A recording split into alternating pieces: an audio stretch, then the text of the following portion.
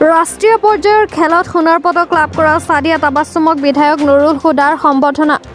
বহিৰাজ্য মেঘালয়ত অলপতে অনুষ্ঠিত 10তম ৰাষ্ট্ৰীয় জিট কুণ্ডু চেম্পিয়ন প্ৰতিযোগিতাত সোণৰ পদক অৰ্জন কৰি অসমৰ লগতে নগাঁও জিলালৈ গৌৰৱ কঢ়িয়াই অনা সাদিয়া তাবাছুমক আজি সন্ধিয়া ৰূপহীহাটৰ বিধায়ক নুৰুল হুদাই সম্বৰ্ধনা জনায়।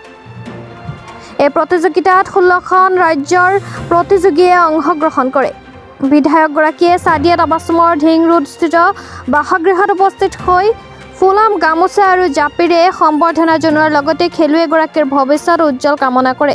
আজিৰ অনুষ্ঠানত বিশিষ্ট সমাজকৰ্মী আবুল বাছাৰ চৌধুৰী, জ্যেষ্ঠ সাংবাদিক নাজিম আহমেদ, ডাক্তৰ তফাজ্জুল হুছেইন উপস্থিত থাকে। উল্লেখ্য যে নগাঁও চহৰৰ ধিং ৰোড নিবাসী তথা প্ৰতিষ্ঠিত ব্যৱসায়ী গোলাম হুছেইন আৰু কুৰছানা চৌধুৰীৰ সুযোগ্য কন্যা। বৰ্তমান সাদিয়াই মেঘালয়স্থিত USTMত মনোবিজ্ঞান বিষয়ত স্নাতকৰ দ্বিতীয় ষান্মাসিকৰ অধ্যয়ন কৰি আছে।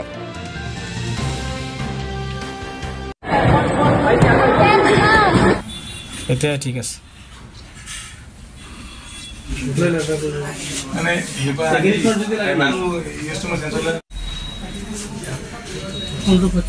তাবাছুম তেওঁ আমাৰ নগৰীয়া ছোৱালী USTMত পঢ়ি আছিলে আৰু আন্তঃৰাষ্ট্ৰীয় যিটো জিট কম্পিটিশ্যন যিটো হৈছিলে তাত তেওঁ সোণৰ পদক অৰ্জন কৰিছে। আৰু নগাঁও হিচাপে মই সুখী যে আমাৰ নগৰ এজনী ছোৱালী সোণৰ পদক পাবলৈ সক্ষম হৈছে। আমাৰ গৌৰৱ, আমি গৌৰৱ অনুভৱ কৰিছোঁ আৰু সাদিয়া তাবাছুমক ধন্যবাদ জনাইছোঁ যে তেওঁ আৰু আগলৈ আগবাঢ়ি যাব। যিদৰে চৰকাৰে খেলুৱৈসকলক বিভিন্ন ধৰণৰ সুবিধা আগুৱাই দিছে, ময়ো ভাবোঁ এই শিক্ষিতা সাদিয়া তাবাছুমক যাতে চৰকাৰে এটা সন্মানসূচক পদত নিয়োজিত কৰি খেলৰ প্ৰতি আকৰ্ষিত কৰাৰ কাৰণে আমাৰ নৱপ্ৰজন্মক আকৰ্ষিত কৰে, তাৰে আহ্বান জনাইছোঁ। এইটো গেম হৈছিলে শ্বিলঙত নিগ্ৰিমছত নেশ্যনেল জিট কুণ্ডু চেম্পিয়নশ্বিপত জিট কুণ্ডু হৈছিলে মই গ'ল্ড মেডেল পাইছোঁ।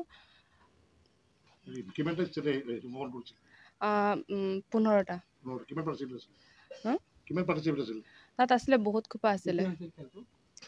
এইটো হৈছিলে 14 আৰু 15ত।